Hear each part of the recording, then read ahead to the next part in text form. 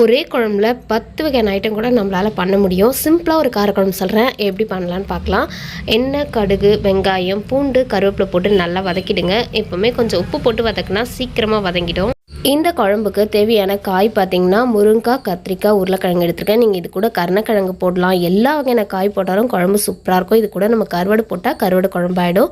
இதே நீங்கள் மாங்காய் போட்டு மீன் போட்டால் மீன் குழம்பு. பேசிக் காரக்குழம்புன்றதோட பேசிக் தக்காளிலாம் போட்டு நல்லா வதக்கிட்டு காயெல்லாம் போட்டு நல்லா வதக்கணும். காய் ஒரு வேக்காடு வேகணும்.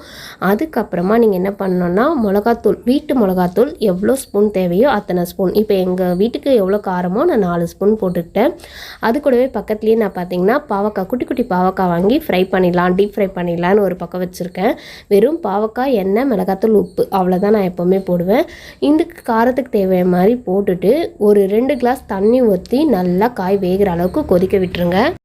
10 நிமிஷம் போதும். இந்த காரக்குழம்புலாம் சீக்கிரமாக வச்சிடலாம். புளி ஒரு எலுமிச்சப்பழம் சைஸ் ஊற போட்டிங்கன்னா நல்லா ஊறினதுக்கப்புறம் கையில் நல்லா மேஷ் பண்ணி ஒரு கிண்ணத்தில் ஃபில்டர் பண்ணி வச்சுக்கோங்க. இப்போ இந்த குழம்பு நல்லா கொதிக்கணும். தேவையான அளவுக்கு தண்ணி ஊற்றி நல்லா கொதிக்க வச்சதுக்கப்புறமா நம்ம புளி ஊற்ற போகிறோம். ஏன்னா காய் எல்லாமே வேகணுமா, அதுக்காக.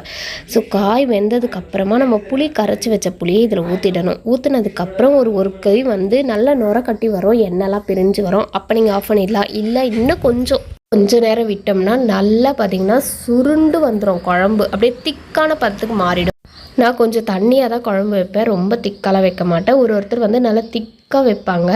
எனக்கு 2 வேளைக்கு தேவைப்படுன்றதால கொஞ்சம் தண்ணியாகவே வச்சுட்டேன். ஆனால் காயெலாம் போட்டு வைக்கும்போது கதம்பம் குழம்பு மாதிரி சூப்பராக இருக்கும். பாவக்காவும் ஒரு பக்கம் ஃப்ரை பண்ணிட்டேன். இந்த காரக்குழம்புக்கு அல்டிமேட்டாக பார்த்தீங்கன்னா உடச்சக்கடலை துவையல், பொட்டுக்கடலை துவையல் சொல்லுவாங்க பார்த்தீங்களா, அது வச்சு சாப்பிட்டா டேஸ்ட்டாக இருக்கும். அப்பளம் கூட பொரிச்சிக்கலாம். கூட்டு எந்த கூட்டு செஞ்சாலும் செம்ம டேஸ்ட்டாக இருக்கும். கடலைப்பருப்பு, உருளைக்கிழங்கு கூட்டுலாம் அல்டிமேட் டேஸ்ட்டாக இருக்கும். இந்த குழம்பு வச்சிட்டிங்கன்னா 2 நாளைக்கு கெட்டு கூட போகாது.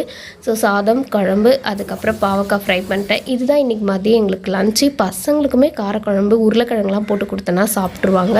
சாம்பார் தான் கொஞ்சம் இறங்குறது கஷ்டமாக இருக்கும். காரக்குழம்புலாம் சாப்பிட்ருவாங்க.